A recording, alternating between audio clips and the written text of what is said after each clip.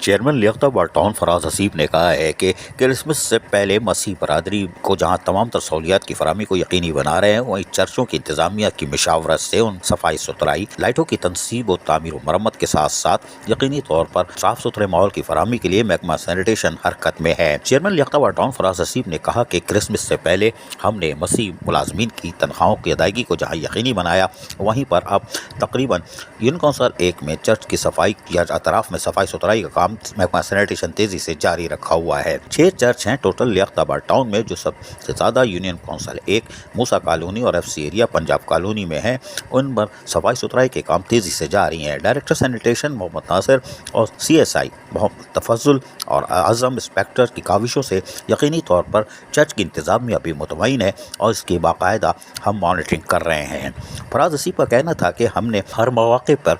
چاہے وہ عید الاضحیٰ ہو یا جو بھی ہو، ہم نے کوشش کی ہے کہ تمام لوگوں کو بلدیاتی سہولتیں برابری کی بنیاد پہ دی جائیں، اور مسیح ملازمین ہمارے اپنے تھے، اس لیے کرسمس سے پہلے تنخواہ کی، اور مسیح علاقوں میں جو برادری ہماری رہتی ہے، محب وطن پاکستانی ہے، یقینی طور پر ان کا جو حق ہے کہ ان کے اپنی مذہبی تہوار ایک اچھے ماحول میں بنائے، اس کے لیے محکمہ سینیٹیشن اپنی بھرپور کارکردگی کا مظاہرہ کر رہا ہے، اور تمام لوگ صفائی ستھرائی میں مصروف ہیں تاکہ کرسمس سے پہلے ان کو ایک صاف ستھرا ماحول فراہم کر دیا جائے تاکہ وہ اپنی مذہبی عبادات ایک اچھے ماحول میں ادا کر سکیں۔ چیئرمین لیاقت آباد ٹاؤن فراز حسیب نے کہا کہ ہماری کوشش ہوگی اور ہم مشاورت کے ساتھ یہ کام کو پائے تکمیل تک پہنچائیں، جس میں ابھی تک ہمیں بھرپور کامیابی حاصل ہے، اور ان کی اندرونی گلیاں ہوں یا جو بھی ہو، اس میں ہم صفائی ستھرائی کو ترجیحی بنیادوں پر کر رہے ہیں۔ عزیز عارف، KBS بلدیاتی نیوز، کراچی۔ ایسی ہی خوبصورت ویڈیوز فیوچر میں حاصل کرنے کے لیے ریڈ بٹن پر کلک کر کے اور بیل آئیکن کو پریس کر کے ہم سب کے سبسکرائبر بننا مت بھولیے۔